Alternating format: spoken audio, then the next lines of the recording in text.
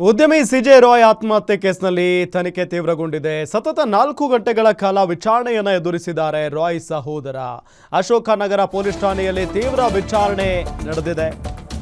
ಉದ್ಯಮಿ ಸಿಜೆ ರಾಯ್ ಆತ್ಮಹತ್ಯೆ ಕೇಸ್ನಲ್ಲಿ ತನಿಖೆ ತೀವ್ರಗೊಂಡಿರುವುದು.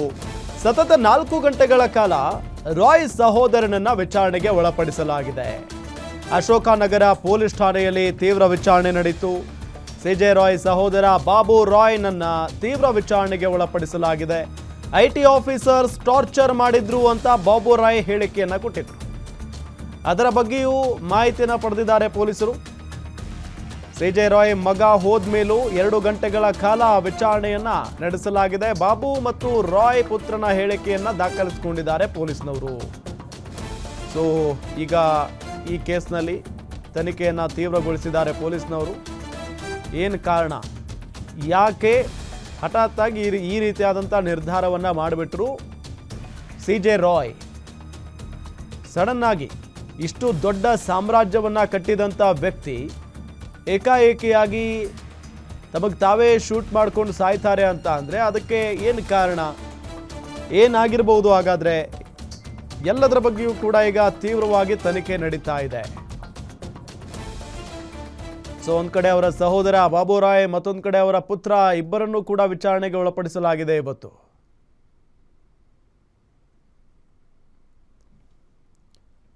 ಇದೇ ವಿಚಾರಕ್ಕೆ ಸಂಬಂಧಪಟ್ಟಂತೆ ಡೀಟೇಲ್ಸ್ ಕೊಡ್ತಾರೆ ನಮ್ಮ senior crime reporter Ajay Kumar ಸಂಪರ್ಕದಲ್ಲಿದ್ದಾರೆ. ಅಜಯ್ ಕುಮಾರ್, ಇವತ್ತು ಬರೋಬ್ಬರಿ 4 ಗಂಟೆಗಳ ಕಾಲ ಸಿಜೆ ರಾಯ್ ಅವರ ಸಹೋದರನನ್ನ ವಿಚಾರಣೆಗೆ ಒಳಪಡಿಸಲಾಯ್ತಂತೆ. ಏನು ವಿಚಾರಣೆ ಆಗಿರೋದು, ಡೀಟೇಲ್ಸ್ ಕೊಡ್ತಾ ಹೋಗೋದಾದ್ರೆ? ಖಂಡಿತವಾಗಿಯೂ ರಾಮ್, ಈಗಾಗ್ಲೇ ಏನು ಸಿಜೆ ರಾಯ್ ಅವರು ಕೆಲವೊಂದು ಏನು ಅಲಿಗೇಷನ್ ಮಾಡಿದ್ದಾರೆ ಅಂತಾನು ಕೂಡ ಈಗಾಗ್ಲೇ ಅವರ ತಮ್ಮ ಆಗಿರುವಂತಹ ಬಾಬು ರಾಯ್ ಕೂಡ ಹೇಳಿಕೆಯನ್ನ ಕೊಟ್ಟಿದ್ರು. ಅಂದ್ರೆ ಲಕ್ಷ್ಮೀ ಪ್ರಸಾದ್ ಅಂತ, ಕೃಷ್ಣ ಪ್ರಸಾದ್ ಅಂತ ಹೇಳಿ ಓರ್ವ ಐಟಿ ಅಧಿಕಾರಿ ಸಾಕಷ್ಟು ತೊಂದರೆ ಕೊಟ್ಟಿದ್ದಾರೆ ಅನ್ನೋ ಮಾತನ್ನು ಕೂಡ ಅವರು ಇವತ್ತು ಮಾಧ್ಯಮದ ಮುಂದೆ ಹೇಳಿದ್ರು. ಸೊ ಹೀಗಾಗಿ ಆ ಒಂದು ಕಾರಣದಿಂದಾಗಿ ಬಹುತೇಕ ಅವರ ಕುಟುಂಬದಲ್ಲಿ ಇರುವಂತಹ ಎಲ್ಲಾ ಸದಸ್ಯರನ್ನು ಕೂಡ ಇವತ್ತು ಅಶೋಕ್ ನಗರ ಪೊಲೀಸ್ ಠಾಣೆ ಕೂಡ ಬರೋದಕ್ಕೂ ಕೂಡ ಹೇಳಿದ್ರು. ಅಂದ್ರೆ ಇಲ್ಲಿ ವಿಚಾರಣೆ ಅಂತ ನಾವು ಹೇಳೋದಕ್ಕಾಗಲ್ಲ, ಅವರ ಸ್ಟೇಟ್ಮೆಂಟ್ ಅನ್ನ ಪಡೆಯೋದಕ್ಕೆ, ಅಂದ್ರೆ ಅವರ ಹೇಳಿಕೆಯನ್ನ ದಾಖಲು ಮಾಡೋದಕ್ಕೋಸ್ಕರ. ಯಾಕಂತಂದ್ರೆ ಇಲ್ಲಿ ಸೂಸೈಡ್ ಆಗಿರೋದ್ರಿಂದಾಗಿ ಅವರಿಂದ ಯಾರಿಂದ ಅವರಿಗೆ ನೋವಾಗಿದೆ ಅನ್ನೋದು ಆ ಕಾರಣವನ್ನ ತಿಳ್ಕೊಬೇಕಾಗತ್ತೆ. ಯಾಕಂದ್ರೆ ಈಗಾಗಲೇ ಬಾಬು ಅವರು ಒಂದು ಹೆಸರನ್ನು ಕೂಡ ಈಗಾಗಲೇ ಹೇಳಿರುವಂತದ್ದು.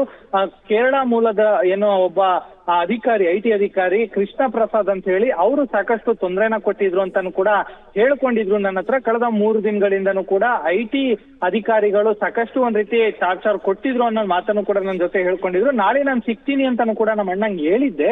ಆದ್ರೆ ಅವ್ರು ಆವತ್ತಿಗೆ ಈ ರೀತಿಯಾದಂತ ಒಂದು ನಿರ್ಧಾರಕ್ಕೆ ಬಂದಿದ್ದಾರೆ ಅನ್ನೋ ಮಾತನ್ನು ಕೂಡ ಅವರು ಹೇಳಿದ್ರು. ಸೊ ಹೀಗಾಗಿ ಆ ಒಂದು ವಿಚಾರವನ್ನ ಬೇರೆ ಇನ್ಯಾರು ಹೆಂಡತಿ ಆಗಿರ್ಬೋದು, ಮಕ್ಕಳಾಗಿರ್ಬೋದು, ಮತ್ತೆ ಬಾಬುರಾಯ್ ಮಕ್ಕಳಾಗಿರ್ಬೋದು, ಅವರ ಬಳಿ ಏನಾದ್ರು ಹೇಳ್ಕೊಂಡಿದ್ರ? ಅಪಾರ್ಟ್ ಫ್ರಮ್ ದಿಸ್, ಈ ಒಂದು ಐಟಿ ವಿಚಾರ ಬಿಟ್ಟು ಇನ್ನೂ ಕೆಲವೊಂದು ವಿಚಾರಗಳು ಕೂಡ ಈಗಾಗಲೇ ಪ್ರಸ್ತಾಪ ಆಗ್ತಾ ಇದೆ. ಅದರಲ್ಲೂ ಕೂಡ ಪ್ರಮುಖವಾಗಿ ಕೇರಳದಲ್ಲಿ ನಡೀತಿರುವಂತ ಈ ವರ್ಷದ ಎಲೆಕ್ಷನ್ ವಿಚಾರ ಆಗಿರ್ಬೋದು, ಮತ್ತೆ ಅವರು ಮಾಡ್ತಾ ಇದ್ದಂತ ಕೆಲವೊಂದು ಹೋಸ್ಟ್ ಗಳ ವಿಚಾರಗಳಾಗಿರ್ಬೋದು, ಅಂದ್ರೆ ದೊಡ್ಡ ದೊಡ್ಡ ಈವೆಂಟ್ ಗಳಿಗೂ ಕೂಡ ಅವರು ಸ್ಪಾನ್ಸರ್ ಆಗಿದ್ರು, ಅದು ಆ ವಿಚಾರ ಆಗಿರ್ಬೋದು. ಇದ್ರ ಜೊತೆಗೆ ಇನ್ನು ಫಿಲಂ ಸ್ಟಾರ್ ನಟಿಯರ ವಿಚಾರ ಆಗಿರ್ಬೋದು, ಹೀಗೆ ಮತ್ತೆ ಬಿಸ್ನೆಸ್ ಆಗಿರ್ಬೋದು, ಸಾಲ ಆಗಿರ್ಬೋದು, ಹೀಗೆ ಪ್ರತಿಯೊಂದರಲ್ಲೂ ಕೂಡ ಈಗಾಗಲೇ ಅನುಮಾನಗಳು ಕೂಡ ವ್ಯಕ್ತ ಆಗ್ತಿರುವಂತದ್ದು. ಆ ನಿಟ್ಟಿನಲ್ಲೂ ಕೂಡ ಈಗಾಗಲೇ ಪೊಲೀಸರು ತನಿಖೆ ಮಾಡ್ತಾ ಇದ್ದಾರೆ, ಈಗಾಗಲೇ ತನಿಖೆಗೂ ಕೂಡ ಇಳಿದಿದ್ದಾರೆ. ಬಹುತೇಕವಾಗಿ ಈ ಒಂದು ಕೇಸ್ ಹೈ ಪ್ರೊಫೈಲ್ ಆಗಿರೋದ್ರಿಂದಾಗಿ ಸರ್ಕಾರ ಕೂಡ ಇದನ್ನ ಸಿಐಡಿಗೆ ವರ್ಗಾವಣೆ ಮಾಡುವಂತ ಎಲ್ಲಾ ಸಾಧ್ಯತೆಗಳು ಕೂಡ ಹೆಚ್ಚಿದೆ ಅಂತಾನೆ ಹೇಳ್ಬೋದು. ಈಗ ಸದ್ಯಕ್ಕೆ ಎಲ್ಲರ ಸ್ಟೇಟ್ಮೆಂಟ್ ಅನ್ನು ಕೂಡ ಪಡ್ಕೊಂಡಿದ್ದಾರೆ. ನಾನು ಹೇಳ್ದಂಗೆ ಈಗಾಗಲೇ ಕೃಷ್ಣ ಪ್ರಸಾದ್ ಆಗಿರ್ಬೋದು, ಮತ್ತೆ ಇನ್ನಷ್ಟು ಐಟಿ ಅಧಿಕಾರಿಗಳ ಹೆಸರು ಕೂಡ ಇದೆ ಅಂತ ಹೇಳಲಾಗ್ತಿದೆ.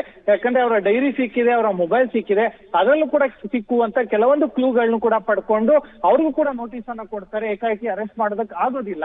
ಸೊ ಹೀಗಾಗಿ ಅವ್ರಿಗೂ ಕೂಡ ನೋಟಿಸ್ ಕೊಡ್ತಾರೆ. ಇನ್ ಕೇಸ್ ಅವರ ವಿರುದ್ಧವಾಗಿ ಏನಾದ್ರೂ ಒಂದ್ ರೀತಿಯಾದಂತಹ ಎವಿಡೆನ್ಸ್ ಗಳು ಸಿಕ್ಕದೆ ಆದಲ್ಲಿ, ಸಾಕ್ಷ್ಯಗಳು ಸಿಕ್ಕಿದ್ದೆ ಆದಲ್ಲಿ, ಅವ್ರಿಗೂ ಕೂಡ ಕಾನೂನಿನ ಕಂಟಕ ಎದುರಾಗುವಂತ ಎಲ್ಲ ಸಾಧ್ಯತೆಗಳು ಕೂಡ ದಟ್ಟವಾಗಿದೆ ಅಂತಾನೆ ಹೇಳ್ಬೋದು ರಾಮ್.